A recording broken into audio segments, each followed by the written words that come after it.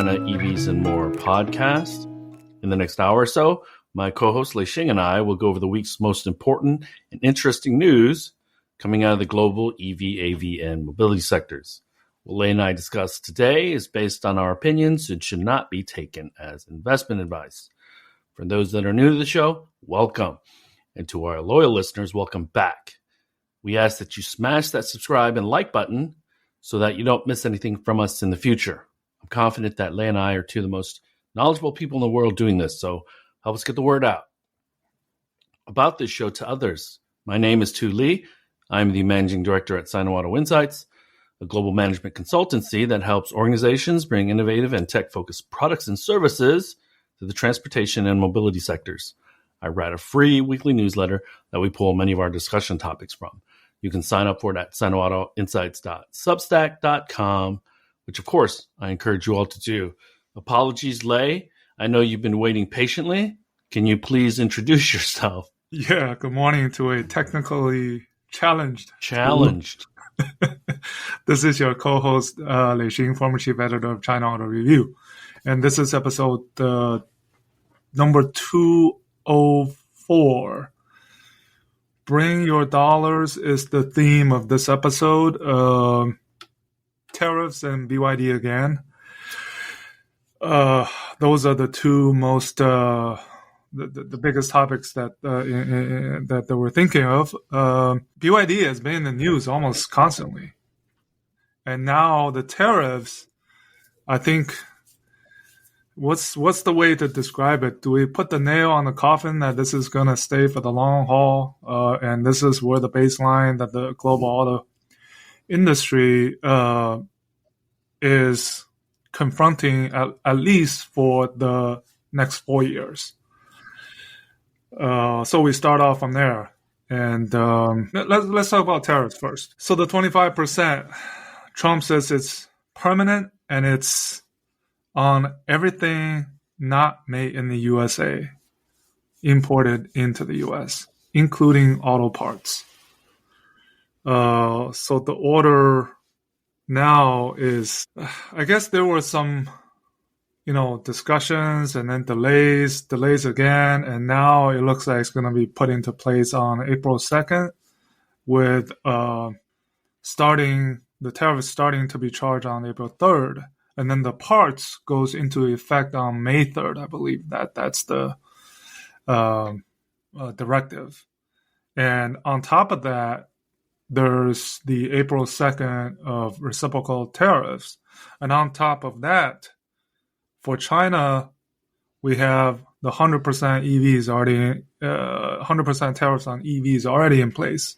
So it didn't change. I think it didn't change that much for China on the whole vehicle import. It was irrelevant anyways. Elon said something that Tesla was not unscathed because of parts involved in this, right? I think that was what he was alluding to. And the big three, I think the German automakers, Japanese, they're all having a headache right now. So Elon wants to say that they're not unscathed, but clearly they have, and I'd written this in my newsletter, about 1 million units of capacity. Let's say around 800,000 units of capacity between Fremont and Austin Giga. So most of their vehicles that they sell into the United States, in North America for that fact, are built in the United States. 100%. Now, so I'm looking at this again with my supply chain hat on, which I used to do for a living. And I would look at, this is Tesla to a lesser extent, but the complexity of the product portfolios of each of the automakers, and I'm referring specifically to Stellantis, GM, and Ford, are much more complex. And I don't know, I would say 25% of the parts, and I'm completely guessing. So if somebody has a much better idea of the common parts across all of these products from GM, the common parts, and I'm talking like gas caps, I'm talking even tires, wheels, the buttons that you put on to unlock the door, those types of things, are those common across different products? And if they're all made in the United States, awesome. But if not, then what do we do? Okay. There's these different scenarios that the sourcing teams are going to go through. Does Lei button supplier have a facility in the United States? Because he currently ships my button from Mexico, okay, as part of a module or as part of a system, okay. But if he wants my business, he's going to need to move it to the United States. Now, is that realistic? Because he has excess capacity and he can move it quickly over. We just ship the tooling from Mexico to the United States, or does he have to build a brand new facility? Because if that's the case, then it's not going to work for our timing. And number two, we're likely going to have to pay for some of that building out of the facility or the extra line.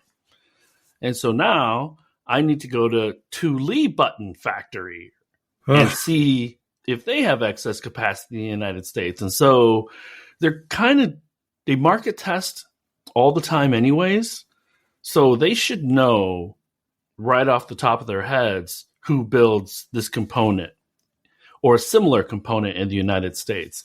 And the fact of the matter is it's optimized for the USMCA. And the USMCA, if I understand it correctly, in this executive order, whether parts are compliant, also the tariffs could be different. Is that what I'm understanding? And also, if the imported somehow vehicle or components have U.S.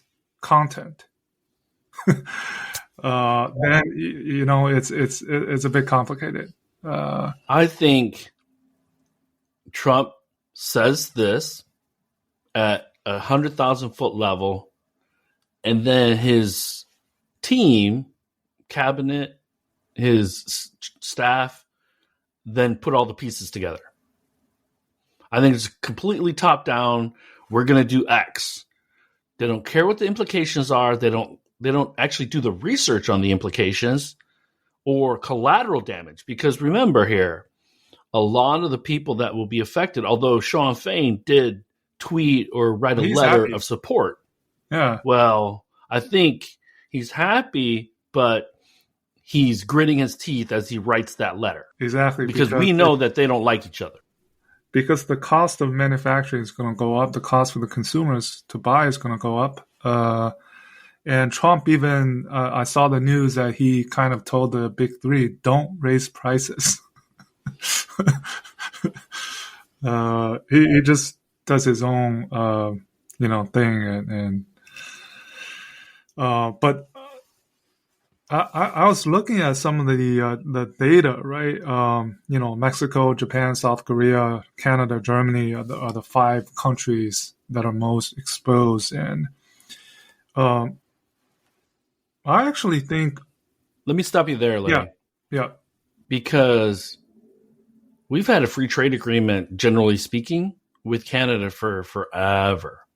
And so we actually benefit from a free trade agreement with Canada. Mm-hmm. We don't with Mexico, except for the fact that we get cars that in theory are cheaper or from a pricing standpoint, because the cost base is lower in Mexico. Okay, I get that. But to tariff Canada, it's just nonsensical. So, well, I mean, that's the way it is right now. Yeah, or yeah. No. You know this, but I guess I just had to say it. No, I just think interesting. Actually, the most hurt. I was talking about the Japanese, the Germans, the Americans, Koreans. Well, Hyundai made that huge announcement. 21 billion. So the one thing that I'm not clear of, and I didn't have time to do the research, the $20 billion, was that already announced and they're just repeating it, or is there new money?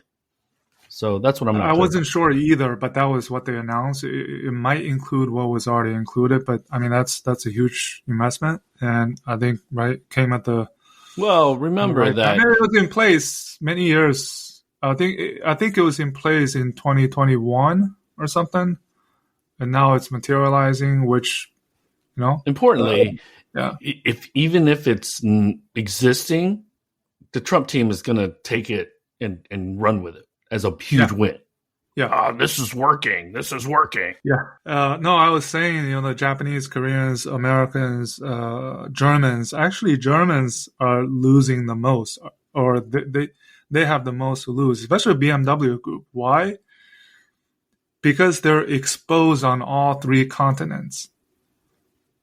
They're exposed because they ship EVs out of China into Europe. They're exposed because they import engines from Europe for cars that are made in the U.S. They're exposed because of the Canada-Mexico tariffs. They're exposed because now the 25% also goes to the European side of it. So they were talking about this in the earnings that it'll affect 1% to 1.5 percentage point of their operating margins. Now this is going to take a further hit. So, and then I was reading that comment from Marmalade, and she had the audacity to say that it hurts consumers, it hurts businesses, when she did it herself, right? Yeah. It always cringes. So the crazy thing is, Lei, is that we know strategically the Germans are getting hurt because of their inability, and this is more conceptual, their inability to do software to keep up with China EV Inc. And you just outlined how operationally now they're getting hurt because it's multiple layers. One layer is product driven, the other layer is operationally driven, where we need to be efficient. And the best example I have, and for the last 40, 50 years, it was Toyota.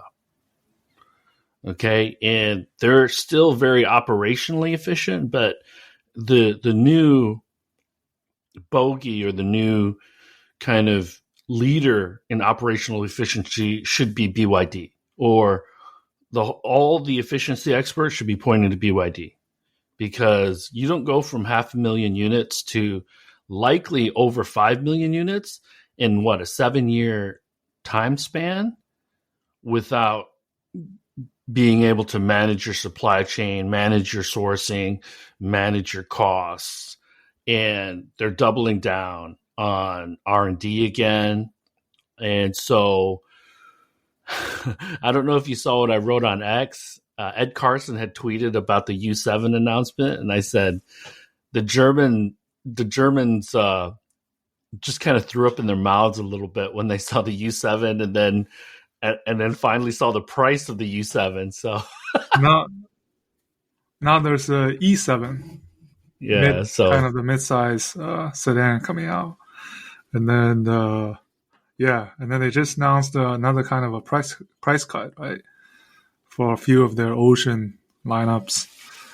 And I think we should also point out that Trump was asked, hey, did Elon ask you for anything? Or does he ask you for favors? And Trump said no. But we can't help but think that maybe he doesn't need to ask. Maybe the Trump administration knows, and to the benefit of Elon and Tesla, they made certain carve-outs in his language and maybe, we don't know, maybe he asked Elon, how long will it take you? If your bill of materials is 100 parts and 20 parts come from Mexico or Canada or from outside of the United States, how long would it take you to resource these parts? And he was like, maybe 3 months, 6 months. So maybe he talked to Elon like that. Yeah, I mean, well before Trump, I mean, in the early days, Elon's, from an operational perspective, he's a big proponent of produce where you sell. So that kind of helped. And that's what actually BYD is following suit with just now this report of them setting up a 10 billion plan in India. And that this is the most recent. And then I mean, they're right there. I looked at some numbers. So officially they're expecting 5.5 million. And some are predicting they can do 6.5 next year and potentially 10 million in 2030. I saw the message. Yeah, I'm experimenting as we are live streaming. Yeah, that was pretty cool. And then they have 8 ships on order, 4 ships already shipped, and then 4 ships coming this year as they target 800,000 in export. Right, we saw the numbers, earnings numbers, the revenues topped Tesla over 100 billion in revenues. Tesla's 95. 95-ish, just under 100 billion. And let's repeat some other numbers that if you all have been watching in the past, you know this, but I think it's worth repeating. BYD was 4.27 million. 38% of their vehicles were BEVs. So about 1.6 million of those 4.27 were battery electric.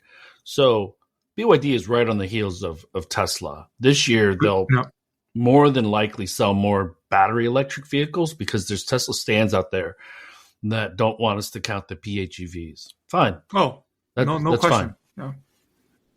And so internally, according to CNEV Post and our friends Yahweh, BYD is looking at 5.5 million units. So remember I talked about operational efficiency. They're at 5.5 million units. And remember that a lot of their vehicles, they build about 70% of their own components. Okay? Right now, it's a huge, huge, huge asset for them to have that much control. But this is where, and it's sometime in the future, growth slows. And when you're that vertically integrated, it creates other types of issues.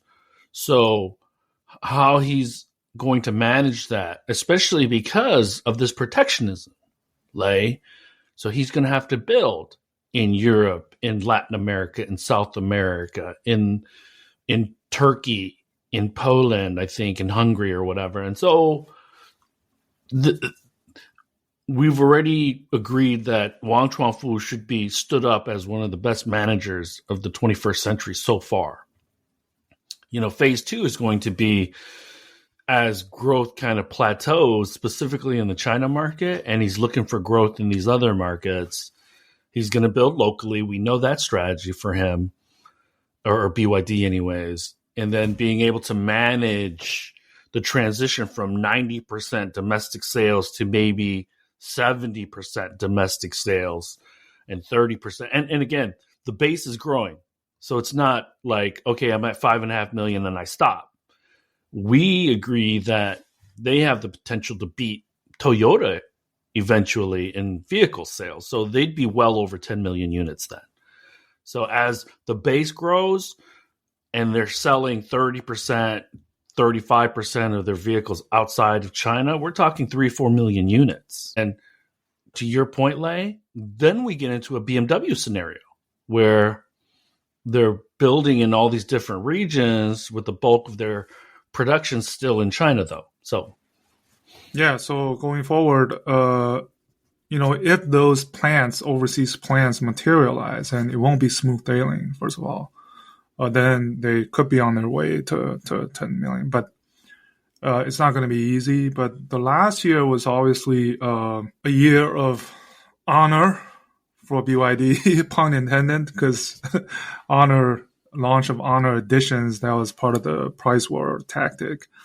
Some of the numbers you mentioned, I want to peel the onions back a little bit. So, yeah, the BEV sales were just below Tesla's 1.79 million.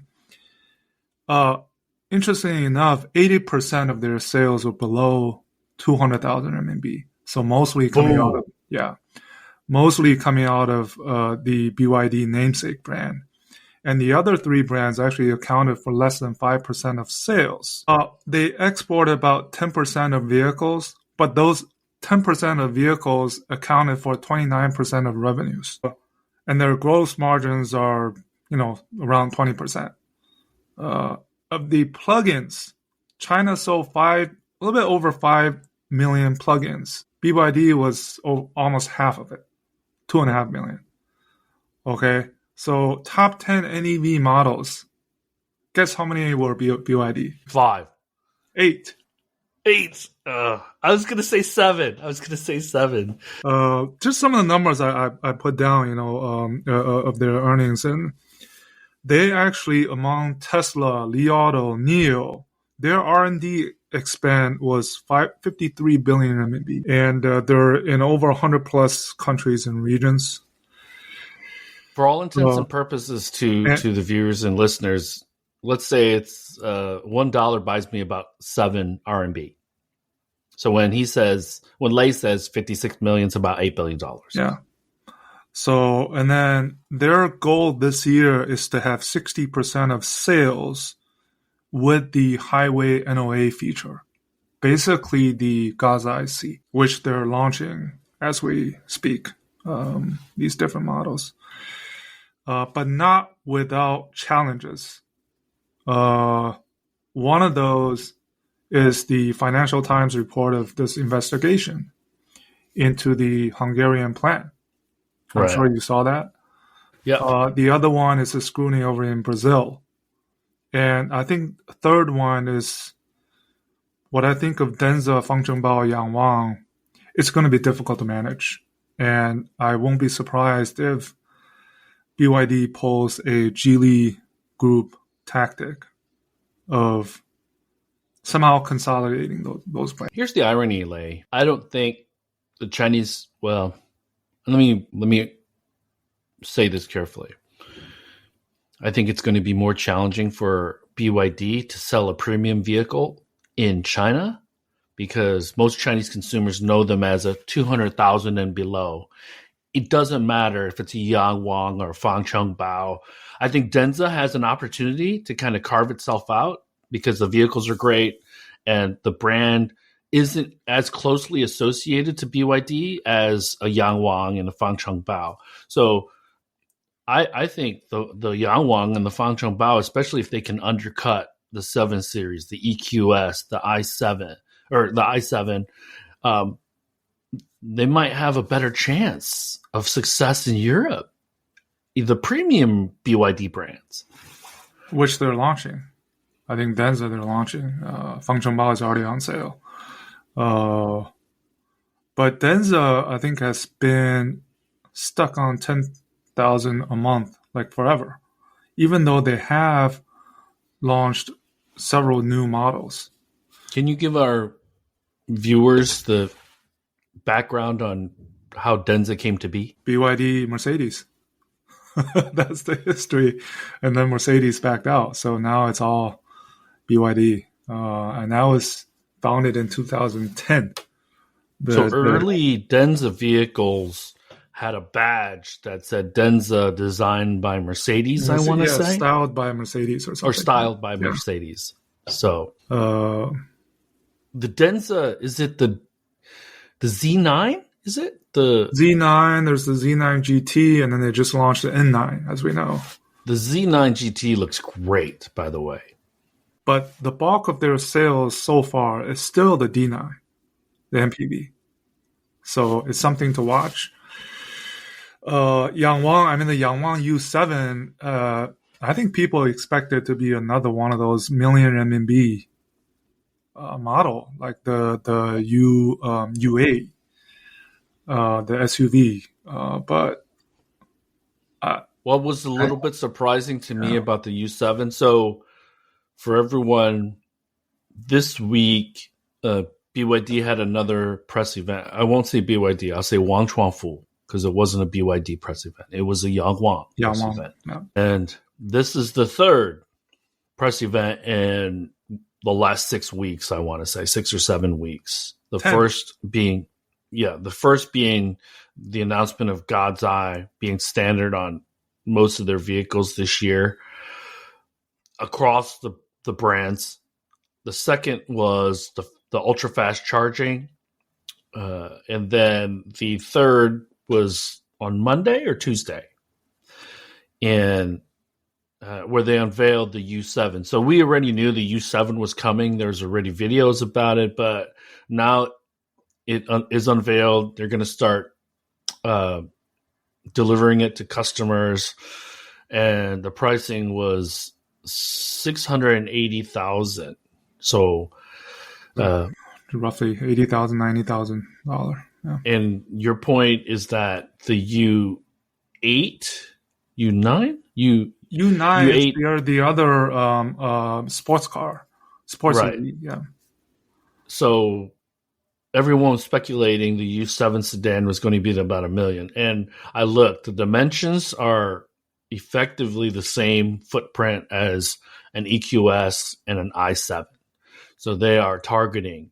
And the back seat is like first class in an airplane, where the seats are reclining and things like that. And the one thing that surprised me, Lei, is that it doesn't have the ultra fast charging. Well, you can't have everything.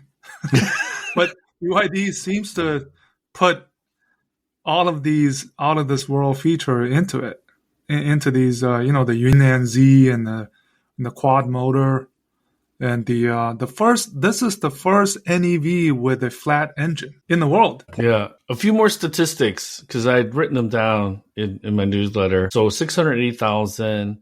It'll be in a BEV and a PHEV. It has crab walking and tank turns because there's 4 motors, one at each of the wheels. And we've been seeing on Chinese social a lot of those videos now of Denzas and Yangwangs doing the effectively parallel parking. Yeah, I said that they redefined parallel parking because you don't have to go back. Oh man, you just slide in. It's amazing because I started to think more broadly about some of their announcements. I thought pretty broadly right away about the God's Eye announcement, how someone in Thailand is now going to be able to have intelligent driving, when I don't think the Thai government was looking at something like that for quite some time. But, the charging, that could put swapping, on its heels. That could put oil companies on its heels. And so they're disrupting more than just the automotive space. And I haven't spoken to any, let's say, European, okay? And when I say European, I mean German. I haven't spoken to any German automotive executive that has given me any sense that they get it. I still don't think they get it. I feel like they think it's impossible for this to be happening. They're still in disbelief, as opposed to, those 5 phases of acceptance or something like that. Like, boom. And they still seem to be in a little bit of denial. Well, my perspective is they get it and they're trying hard. But how much bolder they can be is something else. By the way, the starting price of the U7 is $628,000. So yes, sorry. Yeah. And then the 4-seater flagship is $708,000. So yeah, just under $100,000. Here, I just pulled up my newsletter. Oh, so PHEV, BEV, 4 and 5 seats. So you can get captain's chairs in the back seat, or you can get a bench. Yeah, and 1,300 horsepower. 1,300 horsepower. So you're going to need new tires every 6 months, basically. I mean, it could also be a competitor to the Xiaomi SU7 Ultra. At least the for price sure. point and the performance wise. That just means that Lei Xing is going to give everybody some money back when the Ultra starts delivering. That's all that means. Yeah. So the one thing that I wanted to talk to you about is they seem to have a Clear Motion competitor now too. Yeah, that's the thing. That's the kind of, whether you're dedicated to do what Clear Motion does or you have a BYD, that can basically do what some of the previous tier one, the well-known global tier one suppliers did. Suspension. Well, ClearMotion is now a modern day tier one. Yeah. But companies like a Baolong, right? The magic carpet that Li Auto has, is a domestic supplier, well known. So for those that are wondering, ClearMotion was a spin out from MIT, and they do body control systems, and they have a huge win with NIO and the ET9. So it's more of a halo feature which for is the ET9. delivering tomorrow, China time.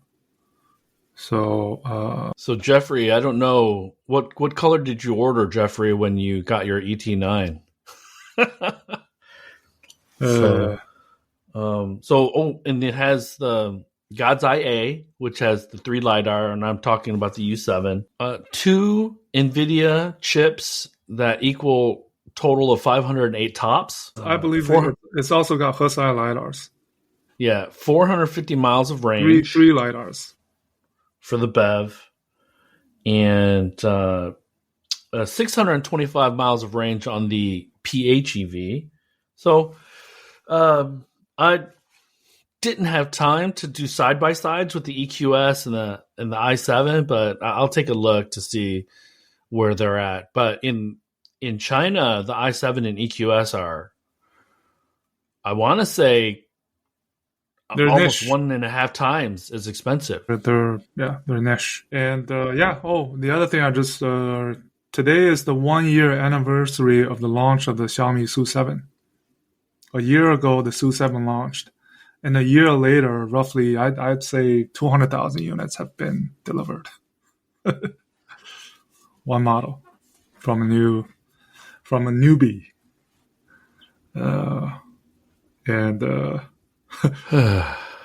this. Did you see this Speed guy, the YouTube KOL? He's in China now, live streaming, and he was on his Xiaomi Ultra. It was like, this thing's $70,000, even better than my $250,000 Lamborghini Huracan.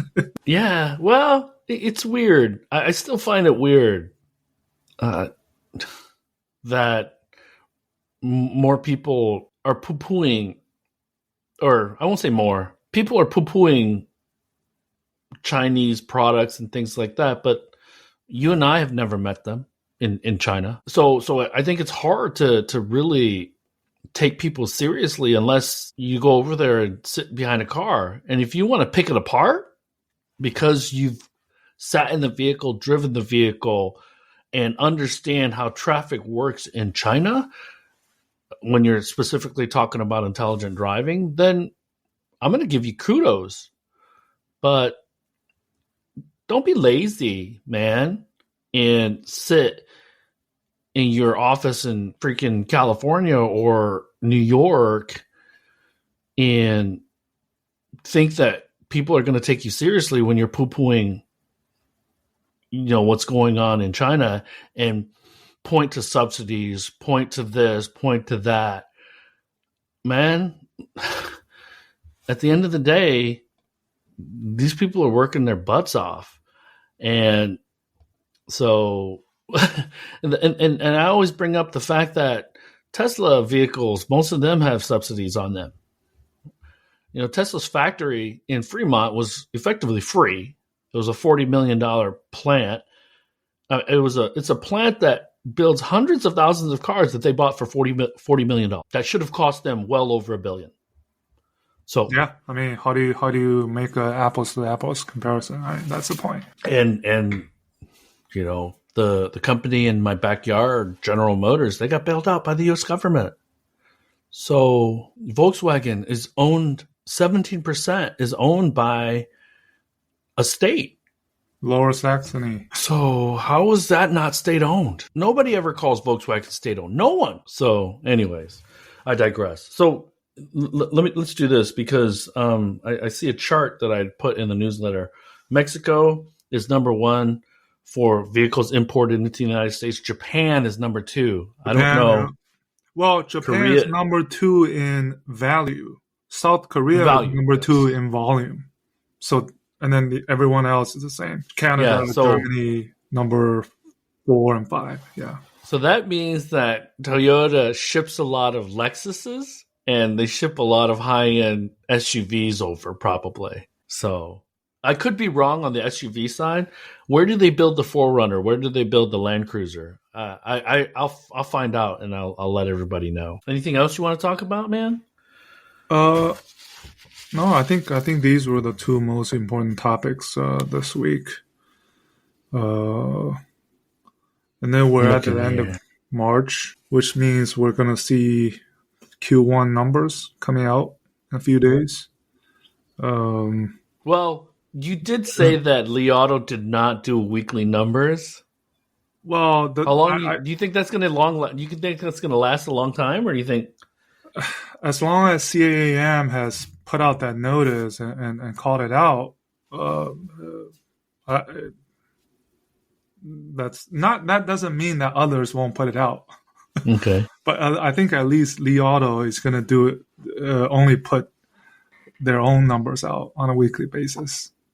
And we should acknowledge, since we're winding down. This is, and again, apologies for being late, but this is going to be a short one unless people have questions, and I'll take a look at the comments. But I know Jeffrey must have a bit of anxiety because NIO is going to sell more of its company to the public. I think $450 million are looking at raising from the external market. So, no, I think recently NIO, Li Bin, he had this long interview with a group of media, and I saw some of those transcripts, and it really meant to me that he's like, this is the year. We have to worry in our 11th year. We're in our 11th year.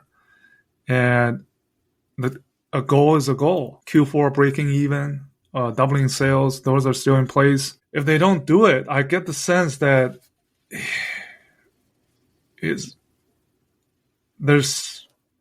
we can't say this and then we don't do it. And next year, okay, we're going to do it in 2026. We're going to do it in 2027. That doesn't work. So there's 9 months left. It's get going. I don't know what happens after that if they don't meet their targets, the biggest targets, doubling sales and breaking even in Q4. It's scary. This is where I really have to give GM a lot of credit with the $30,000 Equinox EV. They knew they had to go low. And for all of the hiccups that they've had up until this point, they do have a viable. I've driven the Equinox EV. You should check it out. Just so you get an idea of what 30,000 buys you in the United States before we go back to China and get in every single BYD vehicle that's under $30,000. But Ford doesn't have a $30,000 EV. Stellantis is talking about having a $30,000 EV, but Ford is developing one. Hopefully, that's $30,000. The Skunk Works. Yeah, 30,000 is a low number, even for China. So, because most of those companies in China, they're not making money off of that $30,000 car. And with the tariffs, I don't know how to make that possible. $30,000 EV in India. I guess this is kind of random, and I'm jumping around. You said 29% of their profits or revenues, BYDs anyways, come from the 10% of export. Yeah, so 400,000 units. So how that number is going to evolve for BYD because of the tariffs is going to be important for us to keep an eye on. Okay, and will BYD employ the same strategy that it's employed in China, where it's like, I'm just going to make it super painful for every participant in every market segment that my competitors compete with me in? That's what they're doing. They're just making it as painful as possible. And Wang Chongfu is not looking at, I need to make this much profit every quarter. He's looking at what's my trajectory in order to get to 10 million, 12 million units. And then he's looking at Who do I need to push out of the market? So let's take a look. I'll read some of these. Tariff the planet. Tariff everything. Ugh, that's what Jeffrey wrote. And Jeffrey wrote DJT. Simply, I think that's Donald J. Trump for those that for the non-Americans.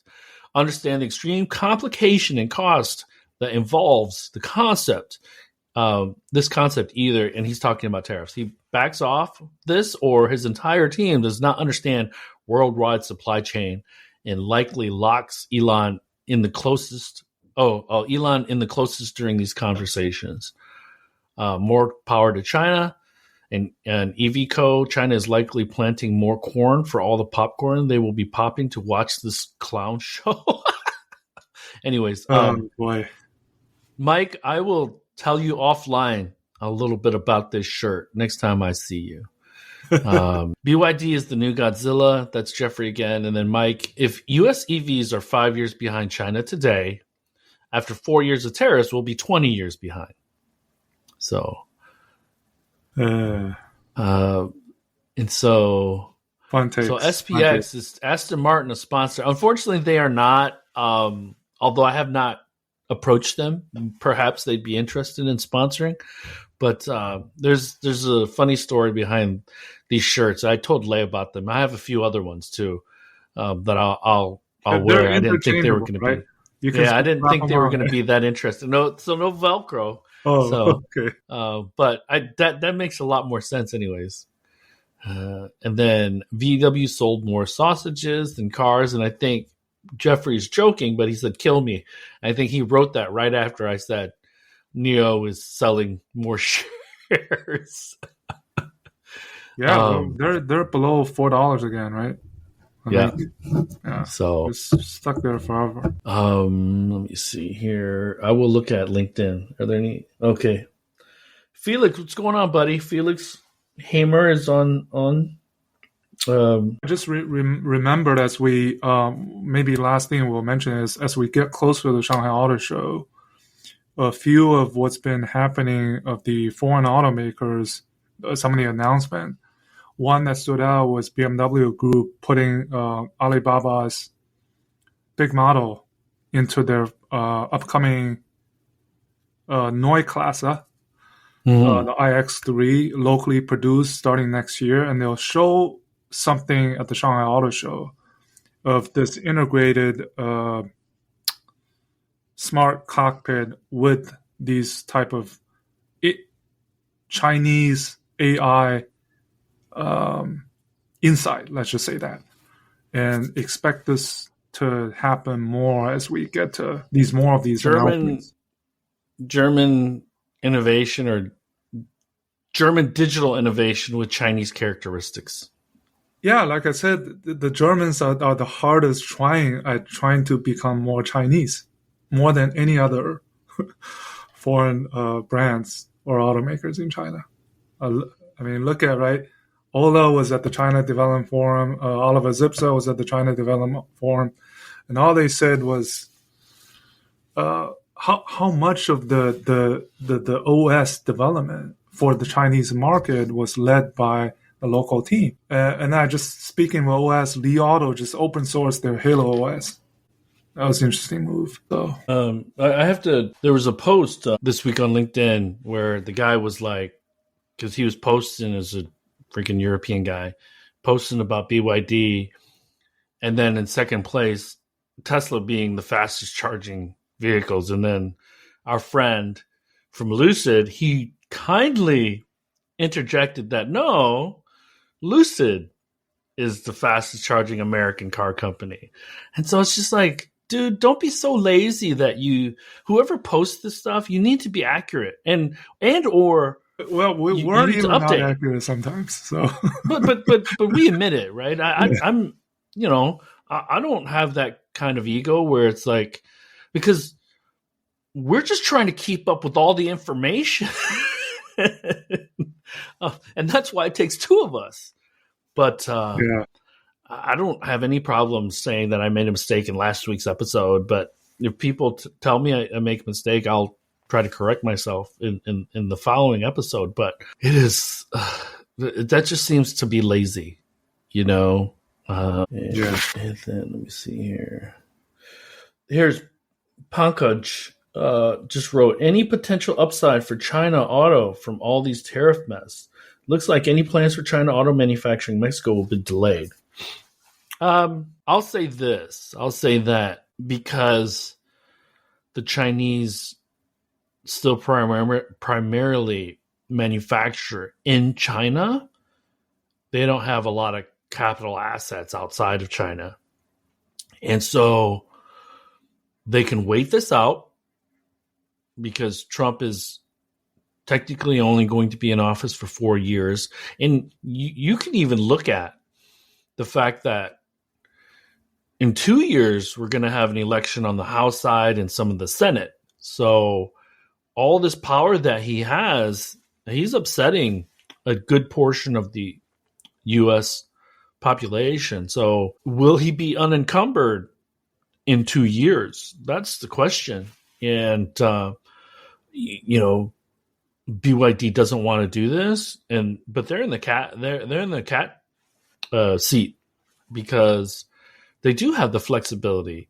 The China market is still growing, so even if they focus a little bit less on the foreign markets over the next couple of years, I think they're going to be fine. Now, the Xpengs and the Neos to a lesser extent, the Li Autos, they need sales to really build outside of China.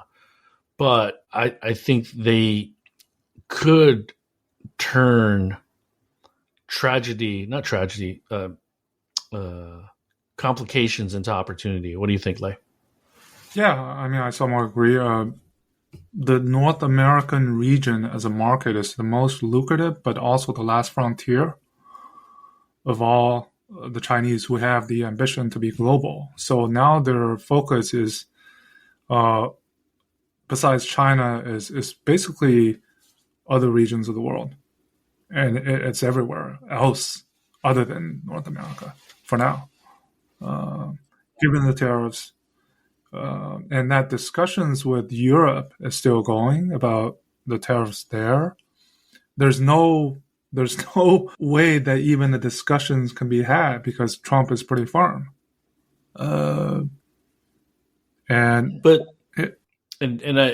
This is more about geopolitics, but it pushes Europe closer to China. Yeah, I mean the activities are still pretty. It's right there. Whether it be Xpeng, whether it be anybody else, BYD, possibly not only BYD, but some of these other ones scouting for production in Europe. And that it comes back to what CATL and Gotion has been doing in the first place, because one, the U.S. automakers, they want to produce more affordable EVs. They need their help. And second, it's to circumvent the kind of the tariffs thing. But it's facing local pushback. Even if Trump welcomes Chinese investment, welcomes Chinese manufacturing and jobs, then the stigma of China or CCP is always there.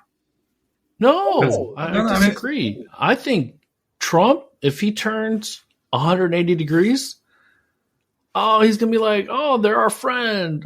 We love China. We love. I mean, she's his good friend. So I think he can turn on a dime and his blind followers will still follow him. And it's the weirdest thing because this gets me wondering, what will Sean Fain's letter be then? Yeah, it'll be the other way around. It's not going to be, we welcome these Chinese companies. He's not going to write that because they're not going to be union workers.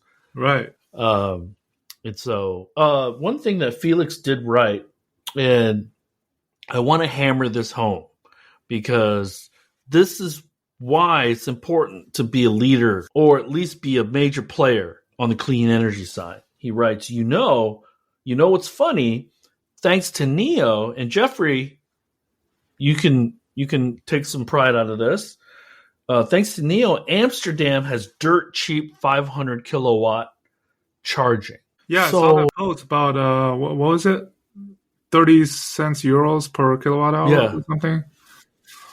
But then it says Felix had some challenges with the Lucid when he borrowed it, and went to take the Lucid there, and it was utterly disappointing. So, I think there's going to be growing pains whenever there's new technology after losing percent after percent with giving it lots of preheating time. So, yeah, Lucid still doesn't have that many units on the road, so I think their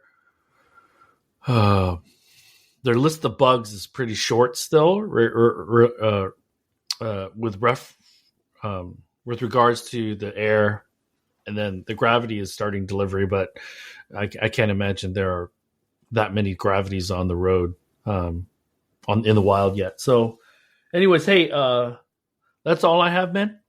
Yeah, same here. Good morning, good afternoon, good evening. We will talk with you all next week. Likewise. Bye-bye. That brings us to the end of this week's show. Lei and I thank you for tuning in. My name is Tu Lee, and you can find me on Twitter at Sino Auto Insight. That's SinoAutoInsight. You can find Lei on Twitter at Lei Xing 77.